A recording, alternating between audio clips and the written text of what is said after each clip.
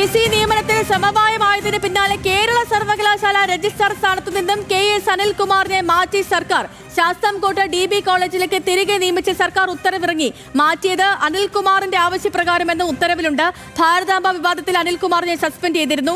Hans John വിവരങ്ങളുമായിട്ടുണ്ട്. Hans, എന്താണ് കേരള സർവകലാശാലയിൽ നടക്കുന്നത്? സേതു, കേരള സർവകലാശാല രജിസ്ട്രാർ ആകുന്നതിന് മുമ്പ് KS അനിൽകുമാർ ശാസ്താംകോട്ട തിരുവിതാംകൂർ ദേവസ്വം ബോർഡിന് കീഴിലുള്ള ശാസ്താംകോട്ട KSMDB കോളേജിലെ പ്രിൻസിപ്പൽ ആയിരുന്നു. അതിനുശേഷമാണ് അദ്ദേഹത്തെ 2021 കേരള സർവകലാശാലയുടെ രജിസ്ട്രാറായി 4 വർഷത്തേക്ക് നിയമിക്കുന്നത്. പിന്നാലെ വീണ്ടും പുനർനിയമനം നൽകി. പക്ഷേ ഇത് വീണ്ടും പുനർനിയമനം നൽകുന്ന കാര്യം അന്നത്തെ അല്ലെങ്കിൽ നിലവിലെ VC ആയിട്ടുള്ള ഡോക്ടർ മോഹനൻ കുന്നുമ്മലിന് താല്പര്യമുള്ള കാര്യമായിരുന്നില്ല. പക്ഷെ എന്നിരുന്നാലും ഇടത് സിൻഡിക്കേറ്റ് അംഗങ്ങളുടെ ഭൂരിപക്ഷം ഉപയോഗിച്ചുകൊണ്ട് സിൻഡിക്കേറ്റ് ആണ് 2025 4 വർഷത്തേക്ക് കൂടി രജിസ്ട്രാറായിട്ടുള്ള KS അനിൽകുമാറിന് വീണ്ടും പുനർനിയമനം നൽകുന്നത്.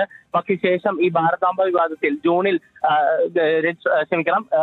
വൈസ് ചാൻസലർ തന്നെ രജിസ്ട്രാർ ആയിട്ടുള്ള KS അനിൽകുമാറിനെ സസ്പെൻഡ് ചെയ്തു. പിന്നാലെ 6 മാസത്തോളമായി രജിസ്ട്രാർ KS അനിൽകുമാർ സസ്പെൻഷനിലാണ്.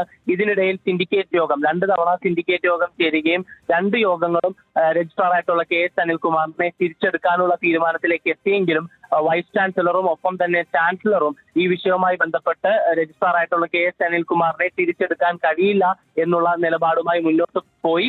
അത് തന്നെയാണ് സംഭവിക്കുകയും ചെയ്തത്. 6 മാസമായി അനിൽകുമാറിന് ശമ്പളവും നൽകിയിട്ടില്ല. പക്ഷേ ഇതിനിടയിലാണ് ഇപ്പോൾ വളരെ അപ്രതീക്ഷിതമായ ഒരു തീരുമാനം സംസ്ഥാന സർക്കാരിന്റെ ഭാഗത്തുനിന്ന് ഉണ്ടായിട്ടുള്ളത്. രജിസ്ട്രാർ ആയിട്ടുള്ള KS അനിൽകുമാറിനെ ഇപ്പോൾ മാതൃസ്ഥാപനത്തിലേക്ക് തിരിച്ചയച്ചിരിക്കുകയാണ്. അനിൽകുമാറിന്റെ അഭ്യർത്ഥന പ്രകാരമാണ് തിരിച്ചയച്ചിരിക്കുന്നതെന്നാണ് ഈ ഉത്തരവിൽ പറയുന്നത്.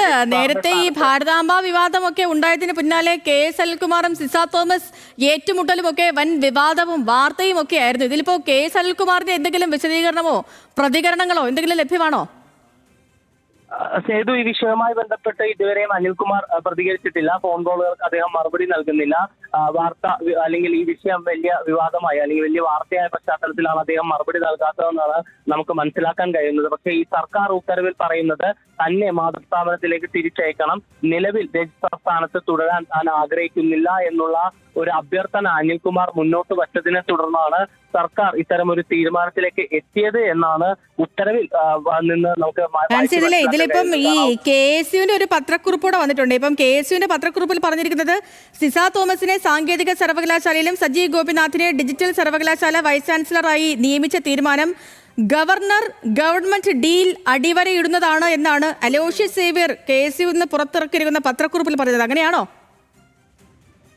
സേതു, അങ്ങനെ തന്നെ അനുമാനിക്കേണ്ടി വരും. കാരണം ഇപ്പോൾ ഉണ്ടായിരിക്കുന്ന തീരുമാനങ്ങളെല്ലാം തന്നെ വളരെയധികം അപ്രതീക്ഷിതമായിരുന്നു. കാരണം കഴിഞ്ഞ ദിവസം ഞായറാഴ്ച മുഖ്യമന്ത്രി ക്രിസ്മസ് വിരുന്നിന് ക്ഷണിക്കാൻ പോകുന്നു എന്ന് ചൂണ്ടിക്കാണിച്ചുകൊണ്ട് അല്ലെങ്കിൽ അങ്ങനെ ഒരു വിവരം എല്ലാവർക്കും നൽകിക്കൊണ്ടാണ് ലോക്ഭവനിലേക്ക് എത്തുകയും തുടർന്ന് ഈ VC നിയമനവുമായി ബന്ധപ്പെട്ടുള്ള വിഷയം ചർച്ച ചെയ്യുകയും അന്ന് തന്നെ ഒരു സമവായ നീക്കത്തിലേക്ക് എത്തുന്നു. പക്ഷെ അത് പുറം ലോകം അറിയുന്നില്ല. പിന്നാലെ ഈ വിഷയം ഈ VC നിയമനത്തിൽ 2 സർവകലാശാലകളിലേക്കും സജീവ് ഗോപിനാഥിനെയും ഒപ്പം സിസ തോമസിനെയും നിയമിക്കുന്നതുമായി ബന്ധപ്പെട്ടുള്ള സമാവേശത്തിലെത്തുന്നു. അത് ദൂലിയ കമ്മിറ്റിയെ അറിയിക്കുന്നു. അതിനുശേഷം ഇത്തരത്തിൽ ഉത്തരവിറക്കുന്നു. എന്തായാലും സർക്കാർ ഗവർണർക്ക് കീഴടങ്ങുന്ന ഒരു സാഹചര്യമാണ് നമുക്ക് കാണാൻ കഴിയുന്നത്. ചെയ്തു